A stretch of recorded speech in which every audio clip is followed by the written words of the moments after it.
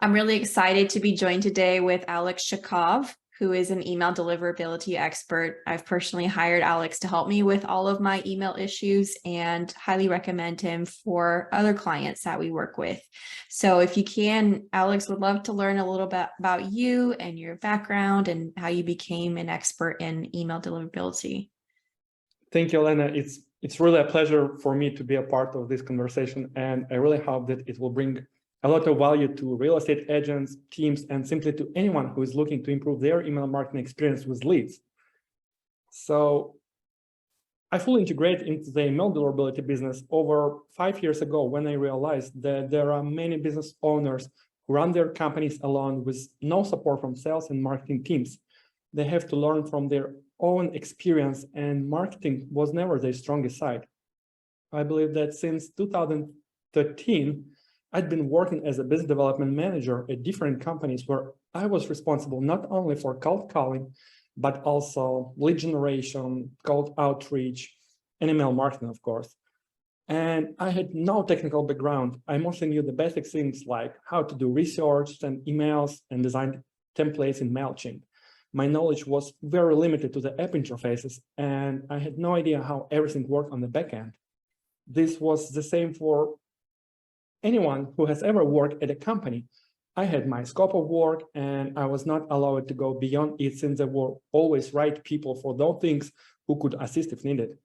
And when I decided that I had enough and I didn't want to live within specific bounds, I left the company and launched the lead generation agency with a primary focus on cold email outreach.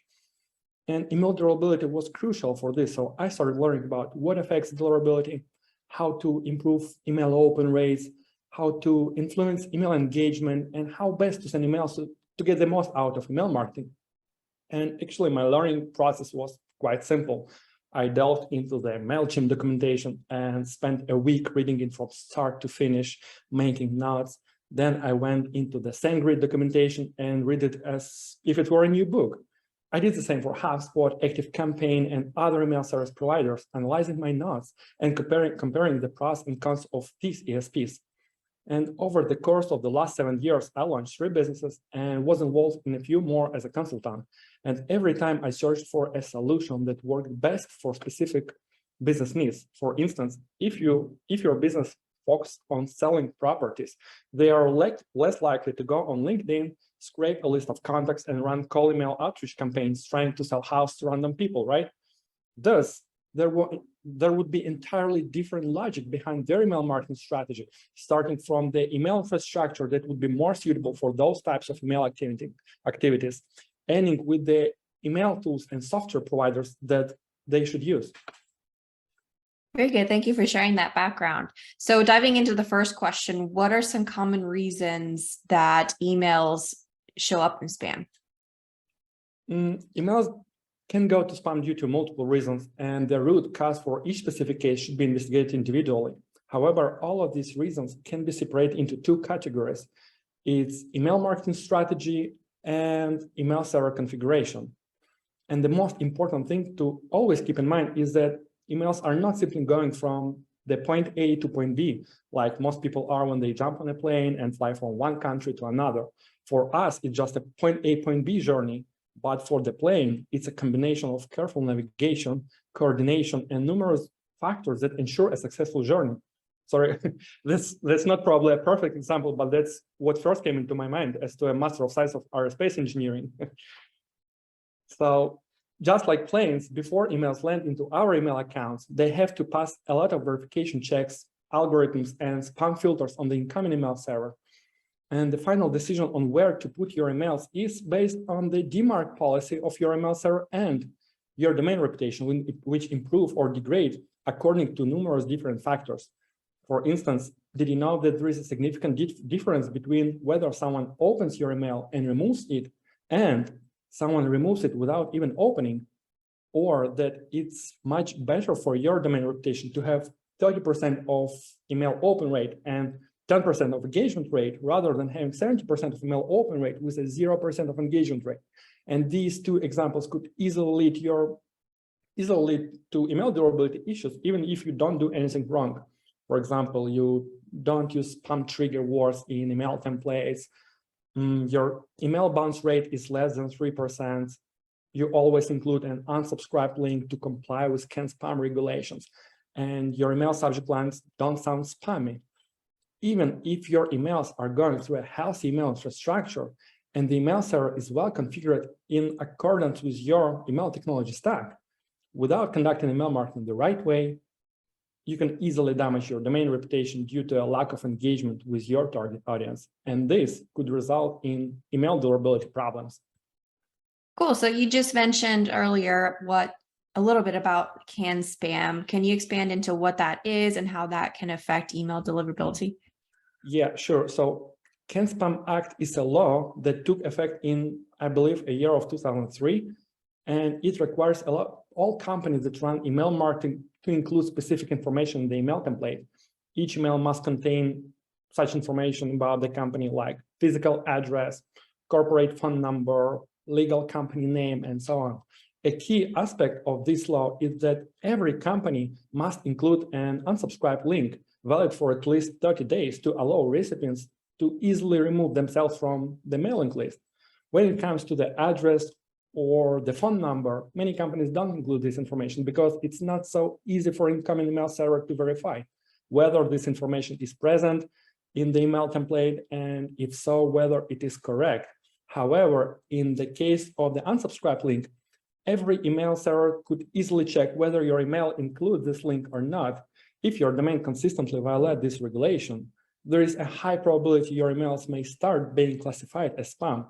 And of course, you can also face some legal issues with people and companies who report you to the authorities. For example, the Federal Trade Commission, who is responsible for this CAN-SPAM Act, could fine you for up to $40,000 per every email that you send that violates CAN-SPAM regulations. So yeah, it's extremely important to follow the regulations, even if we don't like it. Yeah, and we're seeing the same thing happen with texting. I don't know how it is where you are, but in the US, I think it's going to happen, I think in August, put in place where you're required to follow a lot of regulations, having opt-out message, clear introduction of who you are, and only texting people who opted in. So seeing the same thing happen in the text side.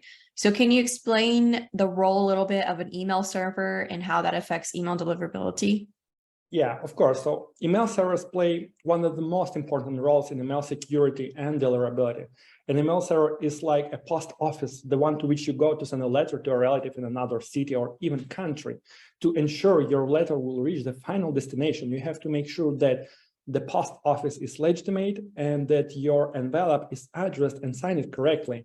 If both of these conditions are met, then your letter will arrive at your relative's location, right? The same goes for emails. To ensure your email will be delivered to its intended recipient, you have to send emails from the correct email server and have that server fully configured so that your email will be signed correctly. There are actually hundreds of different email servers on the market, and basically every provider that hosts your website has an email server. But there is a huge difference between email servers that belong to hosting providers and email servers that were built for sending emails. For instance, if you use the Google or Microsoft servers, it won't be a problem to implement all necessary email security protocols and build sender policy for your server to send your emails correctly. However, if you use email servers from providers whose main specialization is not emailing, but website hosting, like Ionos or Bluehost, their systems don't even support some specific policies, signatures, and protocols. As a result, this makes it impossible to configure the server, which could cause email deliverability issues. Okay, and expanding upon that, can you share how important SPF, DKIM, and DMARC are in ensuring email deliverability? And I don't even know what that means. So can you explain briefly what each of those are? Yeah, that's a really good question, Elena. So these email security protocols are extremely important for email deliverability, since they confirm that your emails were sent by you and not someone else. DKIM, SPF, and DMARC are DNS records that sign all email that go out from your email server. So DKIM is a short from domain keys identified mail, and it's an email security protocol that allows email servers to confirm that the email application that is used to send the email, like Follow-up Boss or MailChimp or SendGrid, is allowed to send it on behalf of the domain. If you don't have DKIM signatures implemented in your email server, the email servers that receive your emails won't be able to verify whether they were really sent by you, or if your domain was compromised and someone else is sending emails on behalf of your domain name. Seriously, there are some, of course, legal techniques that enable anyone to send emails from your domain and your email account without you even knowing about that. And here is an example from my own experience. A few years ago, I was hired by a quite popular online media company that focuses on investments. And today that company has over 2 million users a month. And there was an issue where they found a group of people who managed to compromise their email accounts and send fake emails from the company's info email address to the company's users. And these emails included virus-infected links and attachments. Of course, this is not only hurt company's reputation, but also led their emails to the spam folders, as algorithms found they are sending virus-infected links and files. As a result, they ended up hiring me to implement all required DKIM signatures and set up policies on the email server to prevent this from happening in the future. And this was a spoofing attack that resulted in their company emails started going to spam. SPF is a short from Sender Policy Framework, and it's another protocol that determines whether your emails are allowed to be sent from a specific IP address or not. So if DKIM is about email applications, SPF is about IP addresses. And this is an extra layer of protection for your emails that allows other email servers to verify that the email was sent by you and not someone else. And DMARC is a short from Domain Message Authentication, Reporting, and Conformance. And it's a policy that builds on top of the DKIM and SPF and tells other email servers whether your email is legitimate and what they should do with it. So a DMARC policy tells other email servers something like that. Hello, incoming email server, we have an email coming from the abc.com domain, and our email was sent from the follow-up bot CRM system. Here's our DKIM signature from the 1.2.3 IP address. Here you can see this IP address in our sender policy framework. My DMARC policy said that you must accept us. Please put our email into the inbox folder. So this is how servers communicate with each other and when you send emails to other people. Wow, I never knew that. And yeah, I've certainly been no stranger of receiving fake, spammy, phishing emails with links, but I always look at the sender email to determine whether or not it's really real. So I get a lot of fake emails from Meta or Facebook, but I look at the sender email and it's not them. And so I know that it's spam, but now that's kind of scary to hear that I could potentially still receive virus emails with links that are still from that person's email. So that's good to know. I didn't know that that was happening. So going back to spam and avoiding spam folders, what's the role of email authentication and that role in preventing landing in spam folders?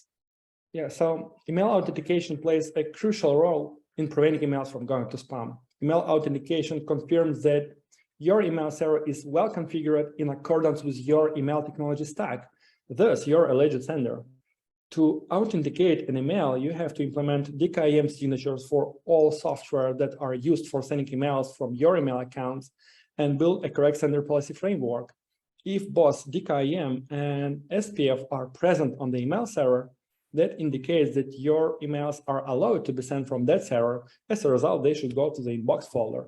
If you don't have either SPF or DKIM implemented, this questions your authenticity, and email servers might put your email into the spam folder. Cool. And so a lot of people watching this are real estate agents. So specific to them, how can a real estate agent use email marketing to generate business, but balance the frequency of their emails? Because agents will send newsletters, they'll send manual emails, they'll send drip campaigns. So how do they balance all of that to avoid being perceived as spam, but still help themselves generate business? Yeah. To avoid emails from going to spam, it's quite important to design an email marketing strategy that fits the agent's needs and then follow the strategy consistently. When working with large email sending volumes, it's crucial to load the email server with the same number of emails every day. Servers don't like spikes in loads. So if an agent sends, let's say, 1,000 emails on the first day and then nothing on the next day, and 200 more emails are sent on the third day, that could negatively affect email deliverability. This email sending practice looks suspicious for your email server provider. As a result, it could start warning other servers that receive your emails that there is something wrong on your end, and maybe you're sending spam or your email got spoofed, compromised, and so on. So this could lead your emails to start appearing in the spam folders of the leads. That's interesting to hear, to where you can certainly use email and send lots of emails, but once you start, you need to stay consistent so you don't appear suspicious. Like you said, I hadn't heard that before. So on that topic, if there's someone that has done email marketing but doesn't really know a lot, or they're just brand new and they haven't really been using email to do marketing, what advice would you share with them if they're starting from scratch, first move start? Well, if an agent is just launching a first email marketing campaign or has decided to use a new email address for email marketing, an email warm-up is a must. Otherwise, there is a high probability of the email starting to go to spam very soon. That being said, to stay on the safe side with a newly created email account, the agent needs to send no more than 20 emails per day from that account in the first week. And in the second week, the email sending volume should be increased by 30. And on the third week, it can be 80 to 100 emails per day. I would highly recommend doing an email warm-up for the first 4 to 6 weeks before the agent starts sending hundreds to thousands of emails per day. But it's also important to track the email engagement rate. The email warm-up process could be sped up if the email reply rates are great, and could take a little longer if nobody replies or many unsubscribe. Each real estate team has to understand that email marketing is not a sprint, but a marathon, and the quality is always over the quantity. And there's a common misconception about email and email deliverability, that it's abstract and you can't really track and monitor how your emails are being delivered and the reputation of domain. So is there a way to do that? And if so, what tools and software do you recommend to track someone's personal email deliverability? Wow, that's really a great question, Elena. As an email deliverability expert who worked for hundreds of companies, I have a list of probably a few dozen of tools and software that allow me to monitor deliverability, test email placements, and simplify email marketing process in general. But if I had to choose a few, all right, so here I name a few tools that I always recommend to use when I consult companies on email marketing and deliverability. And for monitoring email deliverability, I recommend tools such as Google Postmaster, or for Gmail users, or Smart Network Data Services for those using Microsoft. These tools allow to monitor spam rates, domain reputation, IP reputation, email authentication for the email that you sent, and other information. Another software that you might find useful is Mail Tester, and it provides insights on the sender score and evaluates how effective your email authentication is. It also gives you insights on how good your email template is there anything wrong with your email signature, and provides you with general advice on improvements. If you're interested in testing the spam score of your email templates and checking how likely your emails would be classified as spam, consider using Postmark Spam Checker. And for analyzing the domain's health in general, there is a Mix Toolbox software that offers various diagnostics to identify potential issues that could affect email deliverability.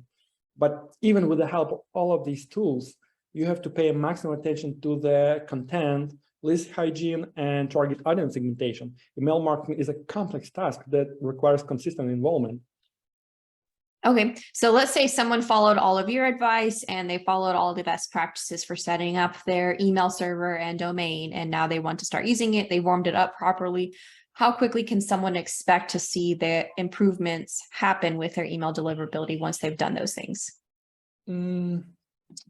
If you're improving email deliverability through configuring the email server, the improvements would be seen immediately. It's like today your emails are going to spam, then you do all necessary implementations in your email server, which proves your authenticity, and it makes your emails immediately get out of the spam folder. However, if you are improving email deliverability through improving the email marketing strategy, I would say that improvements could be seen in 3 or even 4 weeks. Okay, so let's say someone's watching us, they know they need to improve their email deliverability. They have an idea of what they need to do, but they either one, don't have the time, or two, they don't fully understand and don't want to do it themselves. Who do they call? Can they hire you? Can they reach out to you to help them with their email deliverability issues? Definitely, I will be happy to assist anyone with email deliverability, with fixing their email deliverability problems and advice on email marketing strategies and so on to ensure that they will make the most out of their email marketing campaigns. Usually when I work with my customers and advise them on how to avoid spam trigger words from the email templates, they could potentially see up to 70% of email open rate. So yeah, I will be pleased to assist anyone who will come to me and tell me that he needs help. I appreciate that. So thank you so much, Alex, for being on this call. For those watching, underneath this video in the description, I'll put a link to Alex's website where you can learn more about all of the services he offers and reach out to do a consultation if you want to learn more about how he can help you with your email woes. Thank you, Alex. Thank you, Elena. It was a pleasure to talk to you.